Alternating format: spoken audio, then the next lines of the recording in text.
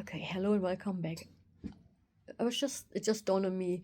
I'm going to talk a little bit more about the what I'd already mentioned in a previous video about the social security and the health insurance and how they are treating back in Germany. It's probably the same in the United States. I don't know because I've never gone through anything here because it was already better once I came here. But when you're at your lowest and you're so sick and you're in so much pain, and then you still have to fight the authorities and you just don't have the energy to fight, it's really bad. I think it put me a little bit into, there's the fight, but also a little bit into like a depression. Like, what am I going to do? I was also single. So, like, I had to take care of myself, for myself. And I wasn't that old. What was it, 2005, 2006? I was like 35 years old only, and I didn't want to give in. I didn't want to end up like being the sick person sitting in a wheelchair eventually because the pain was so horrendous and I couldn't walk much, even though my orthopedic physician told me back when I was in my early 20s and I already had pain and my toes were like neuropathically like this, all pulled in, and he would just laugh at my toes. Yep, that's doctors for you. He would laugh at my toes and he'd be like, yeah, by the time you're 30, you're probably going to sit in a wheelchair.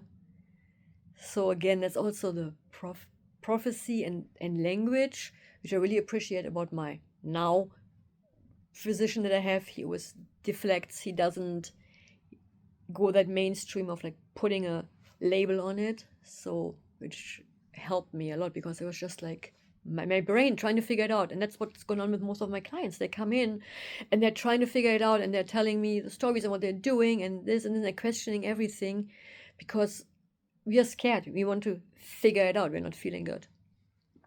So I remember I also had to go and see, oh yeah, because of my great insurance that I had, I would see the professor at the university clinic, and everybody just wanted to do hip surgery. You need hip surgery.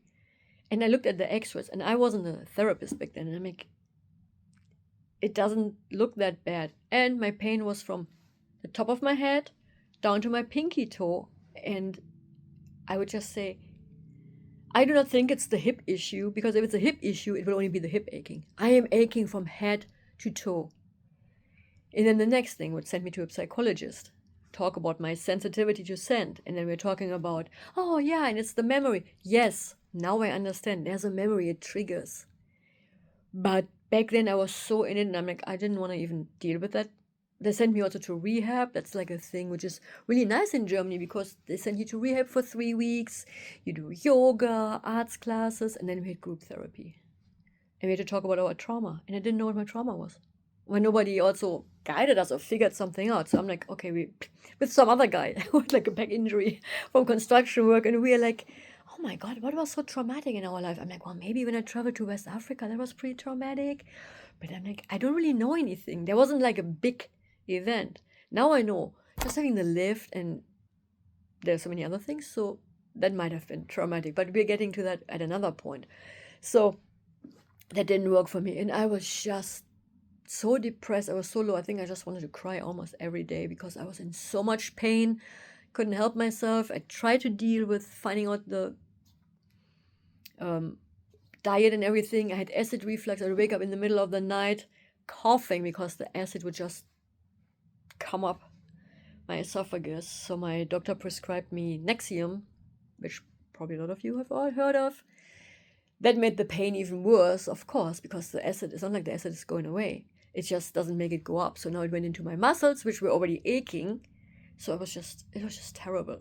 And eventually I contemplated and tried to think about when did I stop it, but it must have been around like 2006, where I literally cold turkey stopped all muscle relaxers. I stopped the Nexium and I started clearing out things. I would take a Motrin every now and then, and other than that, I would just lay on the couch, sleep, be with the pain.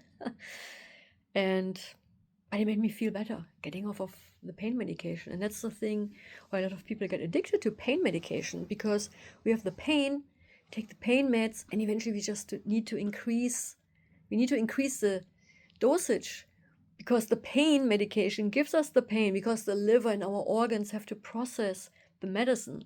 And if the liver is unhappy and the gallbladder, we get more pain. So I can see that also with clients, but of course, I don't have the time to tell them my story. And it would be great if they could just trust the process and understand. I don't want them to quit cold turkey. That's what I did. I'm not saying everybody should quit cold turkey, but sometimes it's just like looking at it's like might be the chronic inflammation from the meds, from other things, from toxins, foods we are eating. So there are a lot of things. Let's see, is there anything else that I wanted to talk about? Yeah, in my next video. Thank you.